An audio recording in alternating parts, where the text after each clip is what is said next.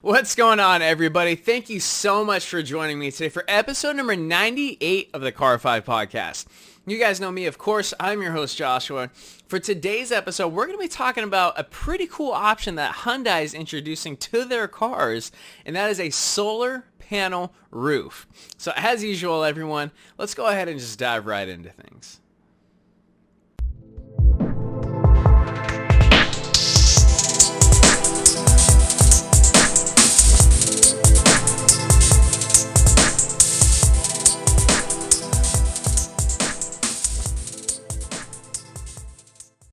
All right, ladies and gentlemen, so this is something that's pretty cool that I think Hyundai is doing. Now, for those that are not aware, the idea of a solar panel, something on a car, a roof, a wing, on top of the trunk, it's actually not a new idea. We've seen this before. A couple other car companies have already played around with this idea, but no one's really seriously put it into a full production type of mode. Tesla had the idea to have, their rear wing on the car be solar panels to charge the car. Fisker had their idea with Karma, which they actually did utilize that solar panel roof for a little while, but that didn't work out so well for them. Just go ahead and Google it. You'll see what I'm talking about. But yeah, this idea of sticking solar panels on a car is not necessarily new.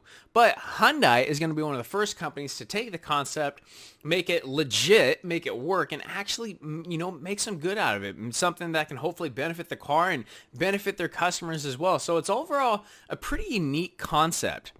We actually have some of the specs of the car, which are not bad at all. So Hyundai is actually saying the solar panel roof option that's fitted to your vehicle, remember, it's an option. It's not a standard thing. It can generate an additional 800 miles per year for the driver, as well as saying 60% of the daily power that's needed for the car's battery can be generated from the solar panels on the roof as long as the car is in the sun for a bare minimum of 6 hours a day, which for majority of people it would. For those of you that don't park your car in the garage or they just park it outside, either which way is fine.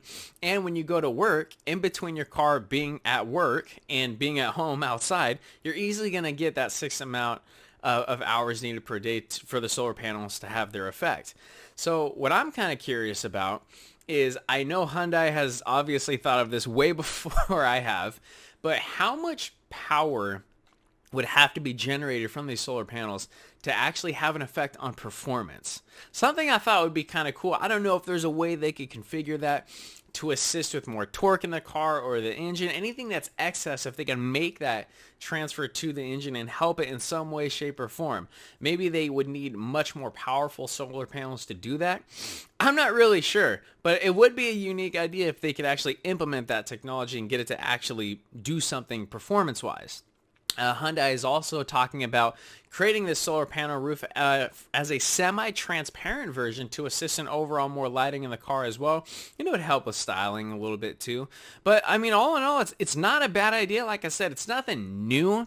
We've seen it before, but to have a company actually put it into full production, into an option that customers can buy, is going to be a pretty unique idea. Pricing.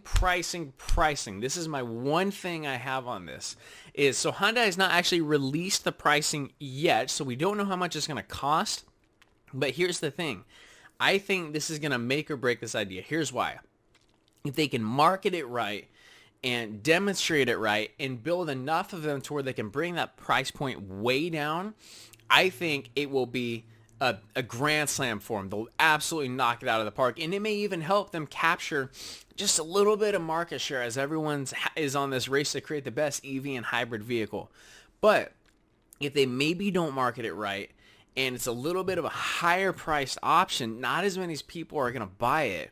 So that's the only thing I have. I'm not saying I'm worried about it, but I just really hope Hyundai can market it right and get that price point down on that option so they can start building a bunch of their cars with this solar panel roof, because honestly, it's pretty cool.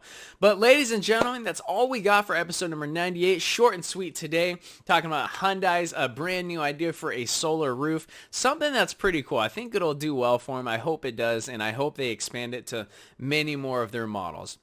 Don't forget to follow on Instagram, like on Facebook. If you guys are checking out the podcast for the first time, thank you so much for stopping by. I really appreciate it. Feel free, if you want to, head over to the YouTube channel as well. Unless you're already watching on YouTube, just go ahead and search the Car 5 Podcast. When you guys get to the channel, just browse around. If you guys see what you like, hit that subscribe button. If you don't mind, leave a like on this video as well. You guys know if you ever need anything from me, you have a suggestion for me, you want to talk about a certain episode, or if you literally just want to talk about cars, just shoot me an email. info@car5podcast.com.